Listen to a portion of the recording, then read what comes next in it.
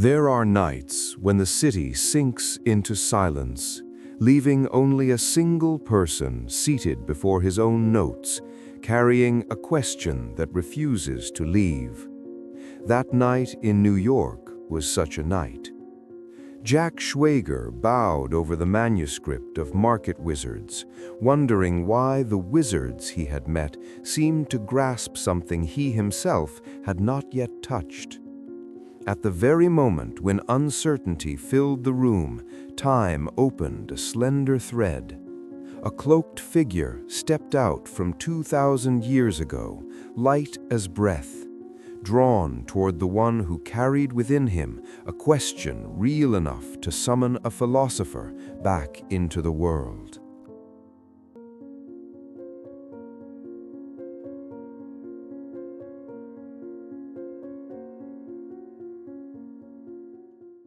I hear you have finished a book about people who can read the market, Jack. Is that so?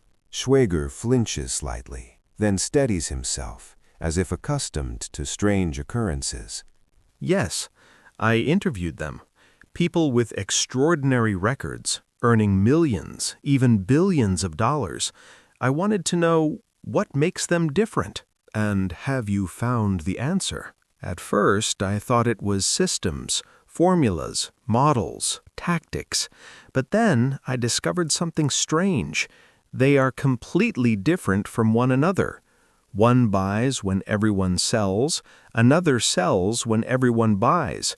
One relies on intuition, another on computers.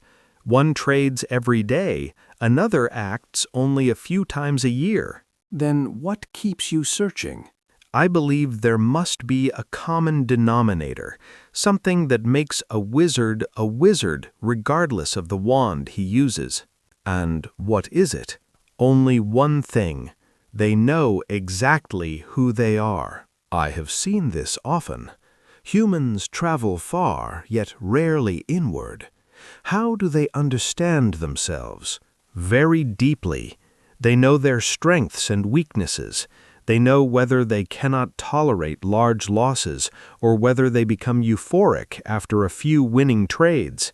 They know whether they are suited for long-term trends or short-term trading, and they do not try to become someone else. They trade in alignment with their own nature. So you have realized what many on Wall Street refuse to accept. They try to defeat others when the first opponent they must conquer is themselves. Jack bows his head, his eyes lingering on his softly trembling hands. You mean trading isn't about the market, but about ourselves? Exactly. The market is only a mirror. Losses are not punishments. They merely expose greed, fear, and lack of discipline. Victories, too, only reflect inner steadiness and self-knowledge. But that makes me uneasy, Socrates. If the market is a mirror, doesn't that mean every mistake is my own? Yes, and that is precisely how humans grow. A true trader does not ask, why did the market do this? He asks, what does my reaction to the market reveal about me? So, you're saying the market wizards are not geniuses who predict prices correctly? Oh no. They are people who have stopped letting the market rule their minds. When others tremble at price movements, they remain calm. When others crave quick riches, they slow down. So, what they do is extraordinary, yet their essence is very human? Not superhuman, but supremely aware. They train self-understanding to the point where the market can no longer drag them into chaos. Then, in the end, the Market Wizards is not a story about godlike minds? No.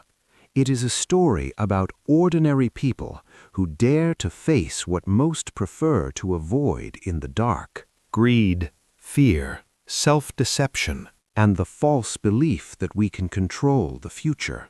Jack closes his eyes, silent for a few seconds, as if gathering his emotions.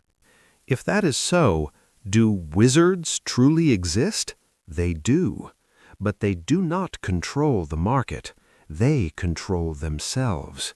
That is the only magic life offers. Then this book, I thought I was writing about finance. It turns out I was writing about something deeper? Socrates gently places his hand on Jack's shoulder. You have written a book of life philosophy for an age of chaos, a book that reminds us no one loses because of the market. People lose because they do not understand themselves. Jack bowed his head. A long silence followed. When he looked up, Socrates had dissolved into the darkness as if he had never been there at all. That night, Jack Schwager sat for hours in his small New York room. He looked at the thick manuscript, stories, trades, secrets so many chased, and suddenly saw them as mere outer layers.